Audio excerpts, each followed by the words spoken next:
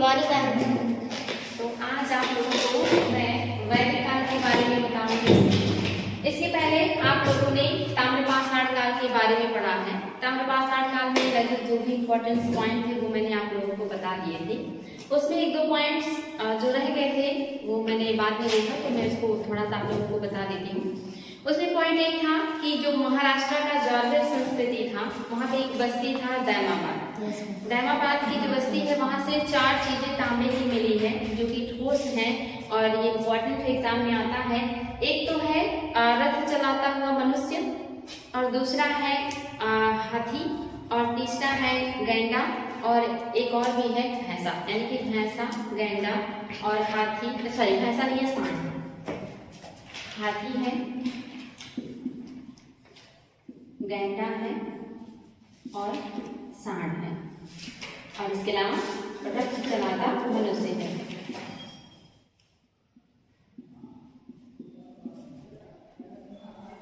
ये 4 चीजें जो हमारे से मिली है, वेरी वेरी इंपॉर्टेंट, एग्जाम में आया है। ये 4 जो चीजें हैं ये ठोस तांबे की बनी हुई है, ये बहुत इंपॉर्टेंट है। इसके अलावा जो जारवे है और जो निवासा संस्कृति है वहाँ से कॉटन यानी कि कपड़े बनाए जाने के साक्ष्य मिले हुए हैं। तो ये 2 चीजें इंपॉर्टेंट है, इसको याद रखिएगा। यहाँ के जो घर हैं वो आयताकार, वर्गाकार और गोलाकार तीनों आकार के बनाए जाते हैं। ठीक है, ये 2-3 पॉइंट्स जो रह गए थे उसको आज आप लोगों ने बता दिया है। ये चीजें आप लोग जरूर नोट कर लीजिएगा, याद रखिएगा। ये तांबे की 4 वस्तुएं और जो है कॉटन यानी कि कॉटन के कपड़े का साक्ष्य शुरू हो गया था मिलना, यहाँ से लोगों ने बनाना शुरू कर दिया था, इम्पोर्टेंट है। तो आज जो है शुरू कर रहे हैं हम लोग वैदिक काल। वैदिक काल का जो शुरुआत है वो 1500 ईसा पूर्व से होता है और ये 600 ईसा पूर्व तक का काल है। वैदिक काल के जो मतलब जानकारी है वो भी हमें पुरातात्विक साक्ष्यों से चलता है। इसके अलावा आपने देखा था कि जो है इसके पहले सिंधु घाटी सभ्यता को और वैदिक काल को दोनों को किस काल में रखा जाता है? आद्य ऐतिहासिक काल में रखा जाता है। उसका 2 पार्ट था, एक पार्ट सिंधु घाटी सभ्यता जिसको आपने खत्म किया है, दूसरा पार्ट आपका वैदिक काल है जिसको आज आप लोग शुरू कर रहे हैं। वैदिक काल में 2 काल आएंगे, एक ऋग वैदिक काल आएगा जो 1500 ईसा पूर्व से 1000 ईसा पूर्व के मध्य है, और दूसरा जो है वो उत्तर वैदिक काल है जो 1000 ईसा पूर्व से 600 ईसा पूर्व के मध्य उसका काल आएगा। तो आज आप लोग वैदिक काल पढ़ेंगे। वैदिक काल की शुरुआत कैसे होती है, इस काल को हम क्यों रखते हैं आदि ऐतिहासिक काल में? तो रीजन है, आपको पता है कि सिंधु घाटी सभ्यता को इसलिए रखा गया क्योंकि उसकी लिपियां नहीं पढ़ी जा सकी। वैदिक काल को इसलिए रखा गया है क्योंकि इस काल की जानकारी का स्रोत जो है वो वेद, मोस्टली जो है वो वेद हैं। बाद में चल के उत्तर वैदिक काल में आरण्यक, उपनिषद और ब्राह्मण भी ग्रंथ लिखे जाते हैं, लेकिन माना जाता है कि जो ये वेद हैं ये शुरुआत में संकलित नहीं किए गए थे। ये श्रुति के रूप में, यानी कि ऐसा माना जाता है कि जो वेद है वो अपौरुषेय है, यानी कि उसे इंसानों ने या मनुष्यों ने नहीं लिखा है, बल्कि ये देवताओं ने जो है ऋषि मुनियों को बताया था या सुनाया था। ऋषि मुनियों ने अपने आगे के ऋषियों को सुनाया और ये सुन करके या कंठस्थ करा करके चीजों को आगे मतलब बढ़ता गया, और धीरे धीरे ये पीढ़ी दर पीढ़ी आगे चलता है। श्रुति के रूप में लोग सुन करके इसको जानते रहे और बहुत बाद में जाकर के इसका संकलन किया गया है। इसीलिए इसको वेदों को श्रुति भी कहा जाता है, और जब इनको लिख दिया गया तो इनको संहिता कहा जाने लगा। एक स्मृति भी होता है, एक श्रुति है और एक स्मृति है। स्मृति में आपके वेदांग आते हैं, 6 वेदांग हैं। इसके अलावा आपके कुछ और भी ग्रंथ जो है जो बाद में लिखे गए हैं वो भी आपकी स्मृति में आते हैं। स्मृति क्या होता है? इसमें माना जाता है कि जो ईश्वर है या जो देवता है उन्होंने सुनाया था ऋषियों को, ऋषियों ने बाकी अपने शिष्यों को सुनाया और उन्होंने इसको काफी समय तक अपने स्मरण में रखा, और स्मरण के थ्रू ये बाद में जाकर के इसका संकलन हुआ, तो इसलिए इसको स्मृति कहा जाता है। तो ये थी स्मृति और श्रुति जो कि वैदिक काल है। वैदिक काल को इसीलिए आद्य ऐतिहासिक काल में रखा गया है। इस काल की जानकारी के लिए भी हमारे पास जो है स्रोत जो है उसमें मेन रूप में हम जो रखते हैं पुरातात्विक स्रोत हैं, और दूसरे जो वेद पुराण तो खैर बाद में लिखा गया है, लेकिन जो वेद है, उपनिषद को भी वेदांग कहा गया है, ये भी बहुत बाद में लिखे गए हैं। या जो वेद हैं, वेदों के बाद ब्राह्मणों का रचना किया गया, ब्राह्मणों के बाद आरण्यकों की रचना की गई, आरण्यकों के बाद उपनिषद की रचना हुई, जो सबसे बाद में होता है, इसीलिए इसको वेदांत कहा जाता है। वेदों को जो कि ये जो है काफी पुरानी संस्कृत में लिखी हुई है या आदि संस्कृत में लिखी हुई है, जो काफी टफ थी, काफी हार्ड थी, जिसको हर कोई नहीं पढ़ सकता था। तो उसको आसान करने के लिए ब्राह्मणों ने फिर उसको और आसान भाषा में अलग अलग ग्रंथों का जो है निर्माण किया, या अलग अलग ग्रंथ लिखे, जिसको अलग अलग ब्राह्मणों के नाम पे ब्राह्मण ग्रंथ नाम दे दिया गया। तो वैदिक काल में आज शुरुआत करेंगे ऋग्वैदिक काल का। ऋग्वैदिक काल की जानकारी का स्रोत हमारे पास ऋग्वेद है। ऋग्वेद सबसे प्राचीन ग्रंथ माना जाता है, जिसमें 1028 जो है श्लोक है या सूक्त है, और इसमें 10 मंडल हैं। इसको 3 भागों में बांटा गया है। ऋग्वेद को 3 भागों में बांट के पढ़ते हैं। पहला है साकल। साकल में 1017 सूक्त हैं। साकल, इसमें 1017 सूक्त हैं, और ये जो है ये मूल सूक्त है या मूल है। इसके अलावा 2 हैं, एक है बालखिल,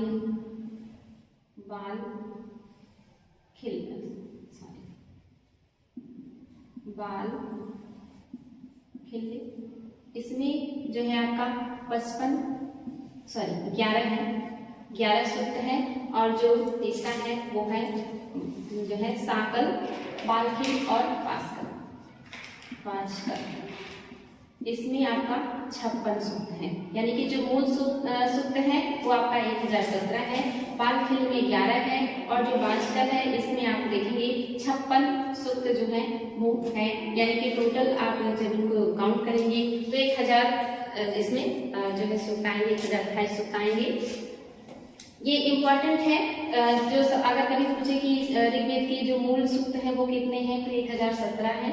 ये इसके मूल जो है स्रोत के रूप में देखे जाते हैं। इसके अलावा इसमें जो है 10 मंडल है। 10 मंडल में से जो दूसरे से 7वां मंडल है उसको सबसे प्राचीन माना जाता है। ये जो दूसरे से 7वां जो मंडल है इसको सबसे प्राचीन माना जाता है। इसके अलावा जो पहला है, 8वां है, 9वां है, और जो 10वां मंडल है इसको बाद में जोड़ा गया है, जिसमें से पहले और 10वें को सबसे नवीन माना जाता है, और दूसरे से 7वां जो है ये सबसे प्राचीन है। इसे जो है गोत्र मंडल के नाम से जाना जाता है। रीजन है कि इसको जो लिखने वाले ऋषि हैं या जो रचना करने वाले ऋषि हैं वो अलग अलग गोत्र के हैं। ये काफी इंपॉर्टेंट है। जैसे द्वितीय मंडल की जो रचना है वो कृत, समद, भार्गव ने किया है। तृतीय मंडल की जो रचना है वो विश्वामित्र ने किया है, और ये बहुत ही इंपॉर्टेंट है। इसमें गायत्री मंत्र का उल्लेख है। इन्होंने इसी मंडल में गायत्री मंत्र का उल्लेख किया हुआ है। इसको आप लोग याद रखिएगा, एग्जाम में आया है। गायत्री मंत्र का उल्लेख है इसमें।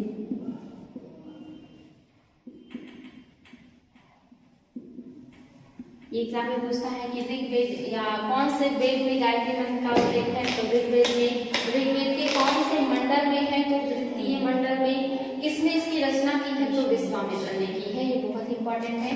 जो चतुर्थ मंडल है ये वामदेव ने इसकी रचना की है। पंचम मंडल की जो रचना है वो अत्रि ने की है। जो छठा मंडल है ये भारद्वाज का है, और जो 7वां मंडल है ये वशिष्ठ का है। 8वां मंडल जो है वो कर्ण अंगिरस का है, और जो 9वां मंडल है वो आप देखोगे 9वां मंडल ये सोम देवता को समर्पित है। वेरी वेरी इंपॉर्टेंट, सोम देवता को समर्पित है। इसको सोम मंडल भी कहा जाता है। ये जो चतुर्थ मंडल है इसमें कृषि का वर्णन है। एग्जाम में आ चुका है ये कि कृषि का वर्णन किसमें मिलता है, तो कृषि का वर्णन चतुर्थ मंडल में मिलता है। बहुत इंपॉर्टेंट है ये। और 9वां मंडल सोम देवता को समर्पित है, बहुत ही इंपॉर्टेंट है।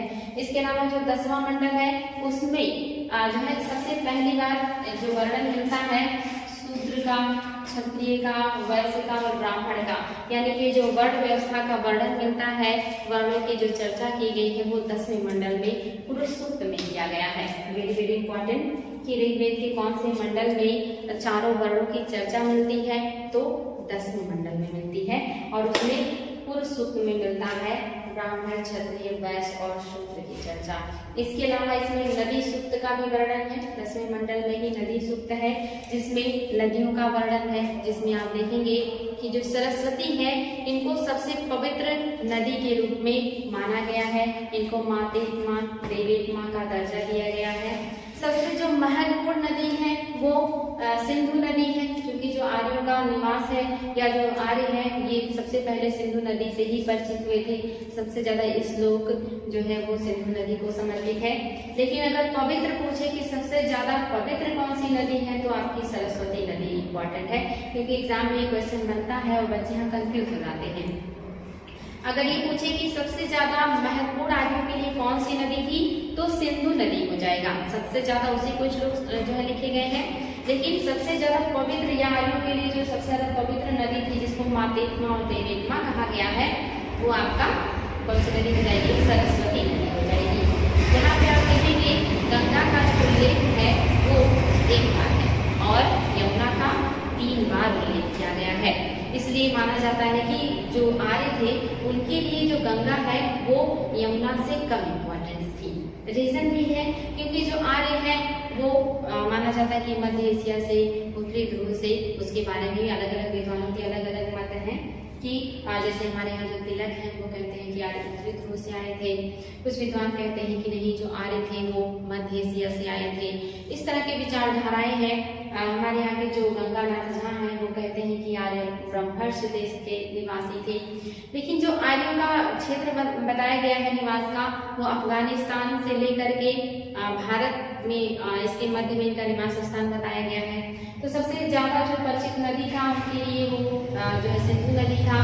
वो बहुत बाद में जो है गंगा के क्षेत्रों में आए, यानी कि उत्तर वैदिक काल के टाइम में ये गंगा के क्षेत्रों में आए तो गंगा से काफी देर में परिचित हुए। तो इसका महत्व उल्लेख किया है उन्होंने।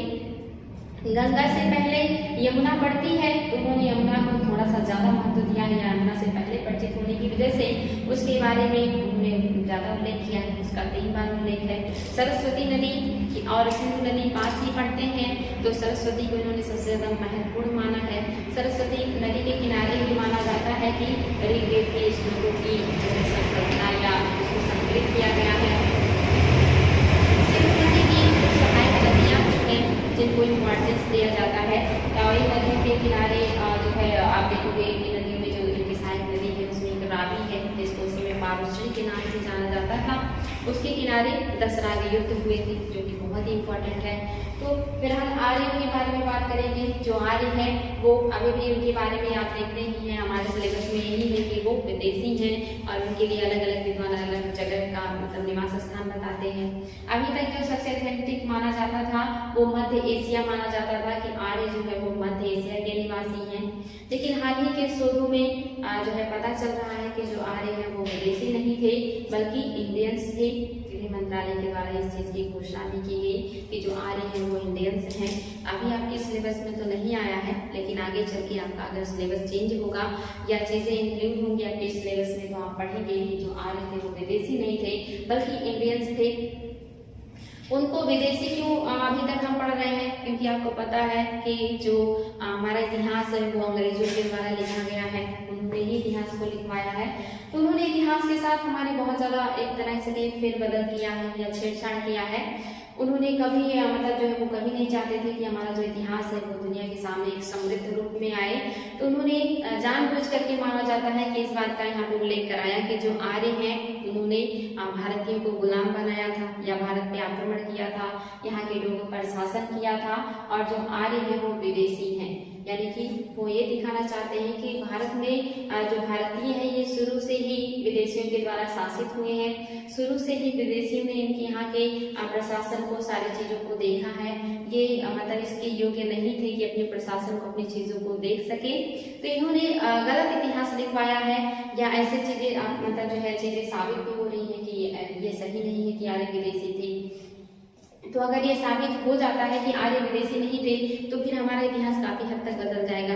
यानी कि अभी तक माना जाता था कि जो वर्ण व्यवस्था है वो एक विदेशी संस्कृतियों के द्वारा स्थापित किया गया था। यहाँ के सोसाइटी को विदेशी लोग आकर के अपने हिसाब से चला रहे थे। लेकिन अभी ये चीजें जब मतलब जो है फाइनल हो रही है कि नहीं विदेशी नहीं थे बल्कि इंडियंस थे, तो चीजें काफी हद तक बदल जाएंगी। तो अंग्रेजों ने, आपने देखा अंग्रेजों ने काफी हद तक चीजों को बदलने का या उसे जो है गलत साबित करने का कोशिश किया। उन्होंने सिंधु घाटी सभ्यता के साथ भी यही किया और एट लास्ट उनको मानना पड़ा। और उन्होंने हमारे वैदिक काल का जो इतिहास है इसके साथ भी छेड़छाड़ किया और यहाँ पे जो है ये दिखाने की कोशिश की कि जो आर्य हैं वो विदेशी हैं, वो इंडियंस नहीं है, और भारतीयों का जो इतिहास है वो विदेशियों के द्वारा जो है चलाया गया है, या विदेशियों ने ही भारतीयों को हमेशा सही तरीका दिखाया जो समाज को चलाने का।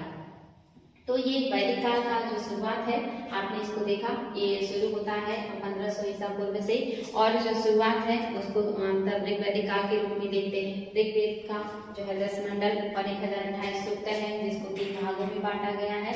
मूल जो सूक्त है 1017 है, इनको 10 मंडल में बांटा गया है, जिसमें से 2 से 7 सबसे प्राचीन और सबसे नवीन पहला और 10वां है। उसकी कुछ खास बातें हैं जो आप लोगों को आगे भी और बताते रहेंगे।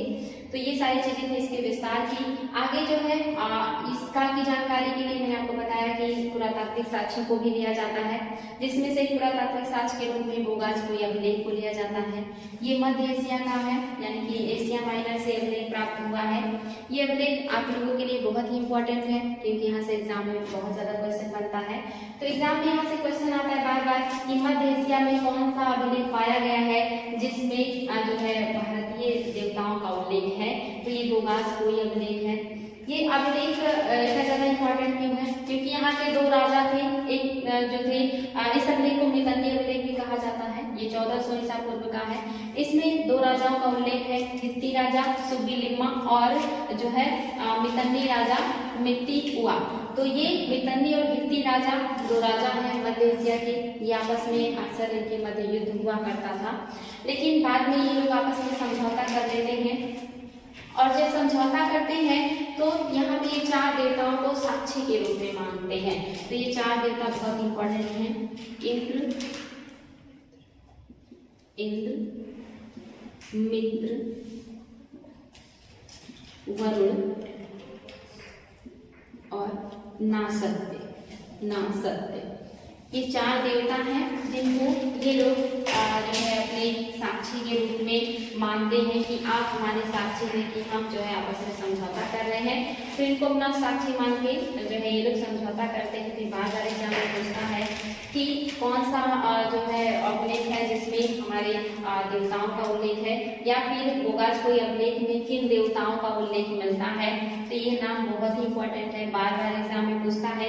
ये 4 ऑप्शन दिए रहते हैं, इसमें से कोई एक ऑप्शन बदल दिया जाता है, पूछा जाता है कि कौन इसमें नहीं है जो अभिलेख में उल्लेख है, या फिर कौन कौन सा है जिनका उल्लेख है। तो ये बदल करके बार बार क्वेश्चन पूछे जाते हैं, बहुत इंपॉर्टेंट है।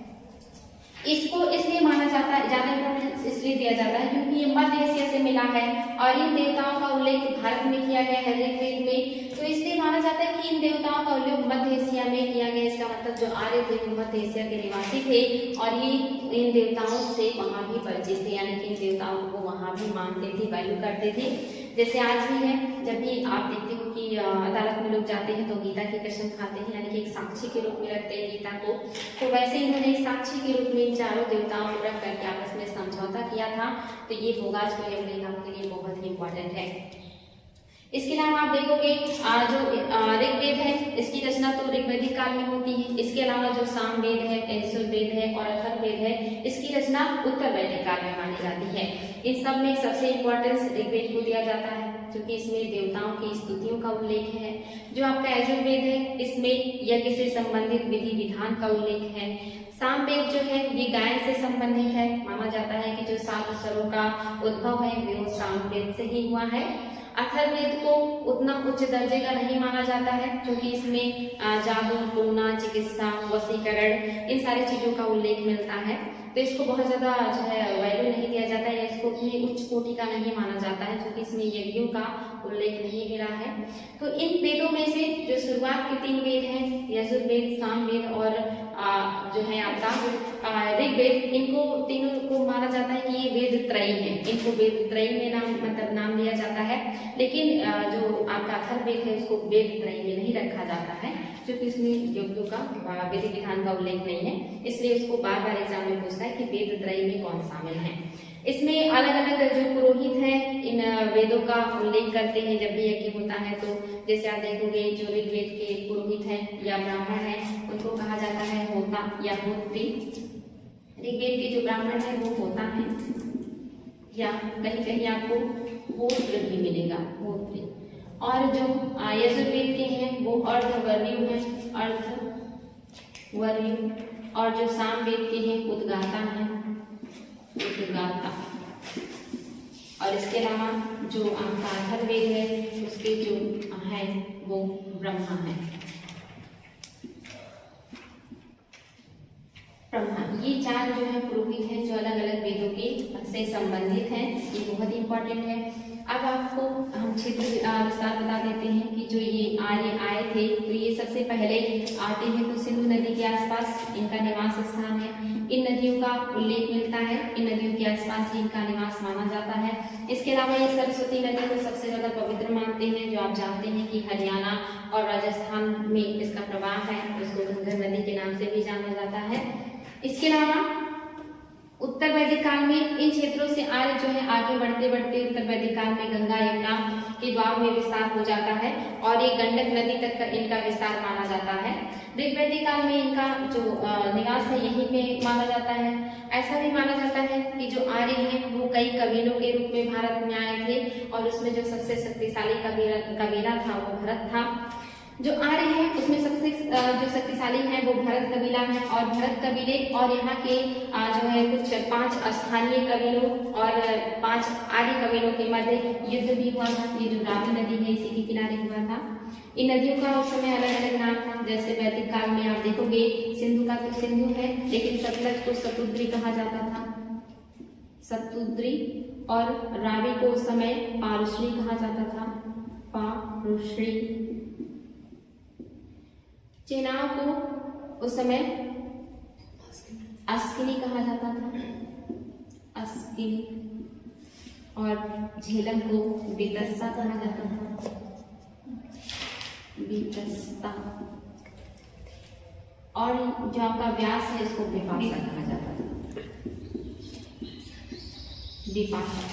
ये उस समय इन नदियों का नाम था, यानी कि एग्जाम में बार बार पूछता है ये कोट में मिलाने के लिए कि सतुद्री या सतलज का उस समय क्या नाम था, तो सतुद्री था। और आपका ये पारुश्री, रावी, अस्किनी, चेनाब और ये झेलम और आपका व्यास। इन नदियों का ये वैदिक कालीन नाम है। इनका जो है बहुत इंपॉर्टेंट है, इसको जरूर आपको याद रखिएगा। तो ये जो आर्य है इन्हीं नदियों के बीच इनका निवास स्थान पाया जाता है, इसीलिए ये जो सिंधु नदी है इनके लिए सबसे ज्यादा इम्पोर्टेंट है और इसमें उन्होंने सबसे ज्यादा उल्लेख जो है सिंधु नदी का किया है। इसके अलावा कुछ और भी नदियां थी, जैसे गंडक को सदा नीरा कहा जाता था। उस समय गंडक को सदा नीरा नाम दिया गया था, यानी कि जिसमें हमेशा पानी जो है वो मिलता था। इसके अलावा नर्मदा को रेवा नाम से जाना जाता था, नर्मदा को रेवा नाम से जाना जाता था। ये इंपॉर्टेंट नाम है इनके, यानी कि जो ये क्षेत्र है ये आर्यों का। ऋग्वैदिक काल में आर्य सिंधु नदी के आसपास निवास करते हैं। उत्तर वैदिक काल में आपको पता है कि जब लोहे का उपयोग करना शुरू कर देते हैं, यानी कि ऋग्वैदिक काल में ये लोहे से तो परिचित है लेकिन लोहे का ये उपयोग नहीं कर रहे थे। लेकिन जब उत्तर वैदिक काल आता है और ये लोहे का उपयोग करना शुरू कर देते हैं, उनके पास एक मजबूत औजार होता है। उन औजारों की सहायता से ये गंगा यमुना के जो क्षेत्र का आप देखोगे कि वन है या जंगल है, इनको ये काट करके साफ कर देते हैं और वहां पे ये कृषि करना शुरू कर देते हैं उत्तर वैदिक काल में। और यहीं से जो है जो इनका जीवन है वो अस्थायी हो जाता है। ऋग्वैदिक काल के जो आर्य हैं ये अस्थायी जीवन निवास नहीं करते हैं, पशुचारण करते हैं, खाना बदोश की तरह अपना जीवन जीते हैं और ये आपस में भी युद्ध करते हैं और यहाँ के स्थानीय लोगों से भी युद्ध करते हैं। युद्ध का रीजन दो चीजें होती हैं इस समय, या तो ये पशुओं के लिए युद्ध करते हैं, ज्यादातर जो युद्ध है वो पशुओं के लिए होता है, और जो है कुछ युद्ध ये जो है चारागाहों के लिए करते हैं, या जहाँ पे जौ उगाने लायक जमीन होता है उसके लिए भी ये युद्ध किया करते हैं। ये आपस में भी अपने कबीले में लड़ते हैं और स्थानीय लोगों से भी लड़ाई करते हैं, क्योंकि जो इनका जीवन है वो चारागाहों पे ही निर्भर है। तो ये बहुत ज्यादा संख्या में पशु पालते हैं और पशुओं को लेकर के वो ऐसे चारागाह के तलाश में रहते हैं जहाँ पे वो थोड़े टाइम तक रुक करके अपने पशुओं को चारा उपलब्ध करा सके। जब भी वो चारागाह के मतलब चारा खत्म हो जाते हैं तो फिर से चारागाह की तलाश में आगे बढ़ जाते हैं और फिर से नई जगह पे वो चारागाह तलाश कर वहाँ पे कुछ टाइम तक रुक करके अपने पशुओं को चराते हैं। उस दरमियान वो कम टाइम में उगने वाले जैसे जौ जैसे चीजों का उत्पादन भी कर लेते हैं, लेकिन इनका जो जीवन है वो अस्थायी नहीं है, पशुचारी जीवन है और राजा का कोई खास महत्व नहीं है, टैक्स जैसी कोई चीजें नहीं है। जो राजा है वो सिर्फ कबीले का नेतृत्व करता है, कबीले की सुरक्षा करता है और जरूरत पड़ने पे कबीले के लिए युद्ध करता है। और जो प्रजा है वो राजा को अपने जो है पसंद से चुनती है, या अपने जो लीडर के रूप में जिसे भी चुनना होता है उसे जो है जनता चुनती है। यहाँ पे कोई भी वंशानुगत परंपरा जैसी चीजें नहीं है, यहाँ पे जो जनता है वो मेन रोल में है। जनता राजा को कोई नियमित कर नहीं देती है, क्योंकि अभी ये लोग कृषि नहीं कर रहे हैं तो कोई उत्पादन नहीं है, तो जो भी चीजें थोड़ा बहुत कलेक्ट कर लेते हैं, जो भी उत्पादन कर लेते हैं, या दूसरे कबीले से युद्ध में लड़ने के बाद जो भी चीजें प्राप्त होती है उसमें से वो राजा को स्वेच्छा से उपहार के रूप में दिया करते थे। जो है उस उपहार को ये बलि करते थे। उस समय जो बलि था एक उपहार था जो जनता स्वेच्छा से अपने लीडर को या कहीं अपने राजा को दिया करती थी, जो कबीले का नेतृत्व करता था, जो कबीले की सुरक्षा करता था। कोई नियमित टैक्स नहीं था, कोई नियमित कृषि नहीं थी, जीवन अस्थायी नहीं थी बल्कि अस्थायी थी। ये ऋग वैदिक काल का है, लेकिन इसमें भी परिवर्तन आएगा।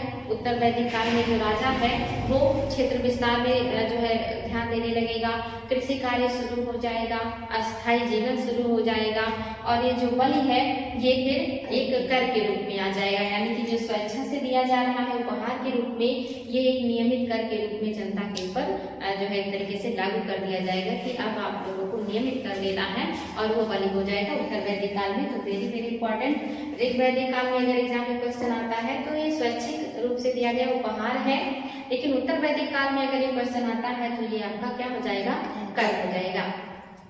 जो ये समाज है कबीलाई समाज है, काफी समानता है या समता मूलक समाज है, महिलाओं और पुरुषों में बहुत ज्यादा अंतर नहीं है। हालांकि पितृसत्तात्मक यहाँ पे सत्ता पाई जाती है, यानी कि जो वंश परंपरा है वो पिता के नाम पे चलता है। इसके पहले आपने देखा था कि जो सिंधु घाटी सभ्यता है वहाँ पे मातृ प्रधान समाज था, कहीं कहीं मातृ सत्तात्मक समाज का भी उल्लेख मिलता है, लेकिन जो वैदिक काल है ये पितृसत्तात्मक समाज है। हालांकि यहाँ पे महिलाओं को जो है लगभग सारे अधिकार प्राप्त हैं, जैसे आप देखेंगे कि वो सभा समिति और विदग्ध जो समय के संगठन थे या सभाएं थी जहाँ पे लोग बैठ करके डिस्कशन करते थे, वहाँ पे बैठ करके महिलाएं भी डिस्कशन कर सकती हैं। यज्ञ अनुष्ठान में अपने पतियों के साथ वो बराबर की हकदारी है। वो उनका उपनयन संस्कार होता था, यानी कि वो शिक्षाध्ययन कर सकती थी। इसके अलावा अगर वो चाहे तो अपनी पसंद से शादी कर सकती थी, यानी कि अपनी शादी के लिए वो उनके ऊपर कोई बाध्यकारी जैसे चीजें नहीं होती थी, अपनी स्वेच्छा से जिससे चाहे शादी कर सकती थी। अगर वो शादी नहीं करना चाहे तो वो शादी नहीं भी कर सकती थी, यानी कि आजीवन वो अविवाहित रूप में रह सकती थी। ऐसी महिलाओं को या ऐसी कन्याओं को अमाजु कहा जाता था। अमाजु जो शादी नहीं करती थी, आजीवन जो है अविवाहित रहती थी, उन्हें अमाजु कहा जाता था। ऐसी भी महिलाएं थी और ऐसी विदेशी महिलाओं का भी उल्लेख मिला है जिन्होंने ऋग्वेद के संकलन में अपना योगदान दिया है। ये महिलाएं बहुत ही इंपॉर्टेंट है, ये विदेशी महिलाएं हैं जिन्होंने पुरुषों की ही तरह जो है चीजों का अध्ययन करके अपना पहला योगदान दिया है। इसमें आप नाम देखोगे जो महत्वपूर्ण नाम है, अपाला है, अपाला, लोपा, मुद्रा, घोषा, विश्वारा, पौलेनी। ये कुछ महत्वपूर्ण उस समय की विदुषी महिलाओं का नाम है जो पुरुषों की तरह विद्वान हुआ करती थी, जिन्होंने ऋग्वेद के संकलन में अपना थोड़ा बहुत योगदान भी दिया है। और इसके अलावा आप देखोगे कि महिलाओं को जो भी इसमें पुरुषों के समान ही ज्यादातर सारे अधिकार प्राप्त थे। वो बाल विवाह जैसे कोई पद्धति नहीं थी, पर्दा प्रथा नहीं था, सती प्रथा नहीं था, इस तरह की चीजें नहीं थी। हाँ, बड़े बड़े जो तरीके से सामंत थे या जो राजा थे वो उन्हें कहीं कहीं बहुपत्नी प्रथा का उल्लेख मिलता है, लेकिन बाकी जो सोसाइटी में कुरीतियां उत्तर वैदिक काल में या आगे चल के काल में आ जाएंगी, वो सारी चीजें यहाँ पे नहीं है। इसके अलावा यहाँ पे जो समाज है ये वर्ण व्यवस्था के आधार पर बटा हुआ है और वर्ण व्यवस्था यहाँ का बहुत ही अच्छा है। यानी कि जो व्यक्ति है वो अपनी स्वेच्छा से या अपने कार्यों से, अपने हुनर से, अपनी योग्यता से किसी भी वर्ण में जा सकता है। यानी कि कोई भी व्यक्ति वहाँ पे शूद्र, वैश्य और ब्राह्मण, क्षत्रिय जैसी चीजों का उल्लेख तो मिलता है, लेकिन बाध्यकारी नहीं है। जो क्षत्रिय में है वो वैश्य का काम भी अपना सकता है। जो वैश्य है वो अगर अस्त्र शस्त्र चलाना अच्छा जानता है या निपुण है तो वो क्षत्रिय वर्ण में जा सकता है। अगर शूद्र का बच्चा पढ़ लिख लेता है और उसे अच्छा ज्ञान है तो वो जो है ब्राह्मण वर्ण में जा सकता है। ब्राह्मण वर्ग में अगर कोई जो है पढ़ाई लिखाई में इंटरेस्ट नहीं रखता है और उसे जो है लोगों की सेवा करने में इंटरेस्ट है तो वो शूद्र वर्ण में जा सकता है। यहाँ तक कि एक ऋषि ने ऋग्वेद में ये भी उल्लेख किया है कि जो मेरे पिता हैं वो वैद्य हैं, मेरी जो माता है वो दूसरों के घरों में जाकर के काम करती है। यानी कि माता वैश्य वर्ण में है, पिता जो है माता जो है शूद्र वर्ण में है जो कि सेवा कर रही है, पिता जो है वो वैश्य वर्ण में है। और ऋषि ने कहा कि मैं खुद जो हूँ एक मतलब जो है पंडित हूँ या विद्वान हूँ या मुझे पढ़ने का शौक है। यानी कि एक परिवार में भी अलग अलग वर्ण के लोग रह सकते थे, अपनी स्वेच्छा से, अपनी पसंद से वो कोई भी काम कर सकते थे और वो उस वर्ण का कहलाते थे। बहुत ही अच्छा ये व्यवस्था था। यानी कि जिसको जिसमें इंटरेस्ट हो, जिसमें जिसको निपुणता हो, वो उस क्षेत्र का वो ज्ञान, उस क्षेत्र का वो चीजें जो है सीख सकता था और उसका वो ज्ञाता कहलाता था। उसको वैसे उपाधियां दे दी जाती थी। समाज में कोई भी इस तरह की बंदिशें नहीं थी, कोई बुराई नहीं थी। कोई क्षत्रिय वर्ण का है तो वो पंडित भी हो सकता है। यानी कि जैसे आपने नाम सुना होगा विश्वामित्र का नाम, ये जो है जन्म से क्षत्रिय थे, लेकिन इन्होंने अपने आप को ये तरीके से कहेंगे कि राजन्य होते हुए भी इन्होंने जो है पंडित वर्ण का जो है अपने अपनाया है। ऐसे ही कुछ और भी ऋषि हैं जो जन्म से तो पंडित है लेकिन उन्होंने क्षत्रिय का जो है पेशा अपना लिया है। तो यहाँ पे पेशा मतलब अपनाने का, किसी वर्ण में जाने का पूरा छूट है, कोई भी बाउंडेशन नहीं है। बहुत समतामूलक समाज है, सबको समान अधिकार है। यानी कि यहाँ पे कोई शूद्र वर्ण या महिलाओं की स्थिति खराब नहीं है, बल्कि बहुत अच्छी है। लेकिन आगे चल के उत्तर वैदिक काल में आप देखेंगे कि जो वर्ण व्यवस्था है ये लोगों के ऊपर बाध्यकारी हो जाएगी। जो क्षत्रिय होगा उसका बच्चा क्षत्रिय कहलाएगा और जो ब्राह्मण होगा उसका बच्चा ब्राह्मण कहलाएगा, जो वैश्य होगा वो वैश्य कहलाएगा। यानी कि अब जो जिस भी वर्ण का है वो उसी वर्ण में रहेगा, उसके बाहर नहीं जा सकता। इसके अलावा उत्तर वैदिक काल में आप देखेंगे इन वर्णों के जो है कार्य निर्धारित कर दिए जाएंगे। जैसे जो क्षत्रिय हैं वो लोगों की रक्षा करेंगे, सुरक्षा करेंगे और उनके बच्चे क्षत्रिय रहेंगे। जो पुरोहित वर्ण में आएगा या जो पंडित वर्ण में आएगा वो दान देगा, ज्ञान देगा और ज्ञान प्राप्त करेगा, उसका यही कार्य होगा और उनके जो बच्चे होंगे वो इसी वर्ण में रहेंगे। वैश्य का काम उत्पादन करना, व्यापार करना, कृषि कार्य करना था और वो ऊपर के वर्णों को मतलब सारी सेवाएं प्रदान करेंगे, जैसे कि राजा को टैक्स के रूप में पे करेंगे और जो पंडित है उनको दान के रूप में या इस तरह की चीजें दे करके करेंगे। जो शूद्र है उनको कहा गया कि आप ऊपर के तीनों वर्णों की सेवा प्रदान करेंगे। अगर उनके बच्चों में योग्यता है भी तो भी वो अपने वर्णों को चेंज नहीं कर सकते हैं, वो ऊपर के तीनों वर्णों की सेवा करेंगे। इस तरह के जो नियम है वो बना दिए गए, लेकिन इससे सारे लोग संतुष्ट नहीं थे, सारे लोगों को व्यवस्था अच्छी नहीं लगी, लेकिन फिर भी ये व्यवस्था जो है वो सोसाइटी में लागू कर दी गई। ये उत्तर वैदिक काल में जो है आ जाता है, देखने को मिलता है। लेकिन ऋग वैदिक काल में अभी सारी चीजें उतनी मतलब जो है एक तरीके से बहुत अच्छी है और कोई बाउंडेशन नहीं है। ये जो इलाका है या जो एरिया है इन्हीं में आर्यों का निवास है और जो यहाँ का क्षेत्र है यहाँ उत्तर वैदिक काल में आर्य यहाँ के क्षेत्रों में भी विस्तार कर जाएंगे। तो ये जो है खास मेन चीजें हैं जो आप लोगों को नोट करना है, इसको आप लोग जो है रिपीट करते रहिएगा। इसमें एक पॉइंट इसका बहुत इंपॉर्टेंट है, जैसे ये आप लोगों को जरूर पता होना चाहिए कि जो महिलाओं के नाम हैं, फिर ये जो मंडल है, ये सारी चीज़ें आप लोग नोट कर लीजिएगा। तो आज यहीं पे रहने देते हैं, बाकी जो होगा आगे के डेट में जो भी चीज़ें बचेगी वो बताएंगे और फिर उत्तरवर्ती काल के बारे में कल डिस्कशन करेंगे। ठीक है बच्चों। मैम 10वें मंडल के रचयिता कौन है? 10वें मंडल के रचयिता, इनके बारे में बेटा बहुत ज़्यादा उल्लेख नहीं मिलता है और ये बहुत इंपॉर्टेंट भी नहीं है, लेकिन कल मैं आपको इसके बारे में बता दूंगी कि 10वें मंडल के रचयिता कौन है। ठीक है, ज़्यादा इंपॉर्टेंट 2 से 7 है, इन्हीं को बार बार पूछता भी है और यही आपके एग्जाम में बार बार आता है। बाकी रचयिता को भी बता देंगे आपको, कोई दिक्कत नहीं है। ठीक है, और नो मैम।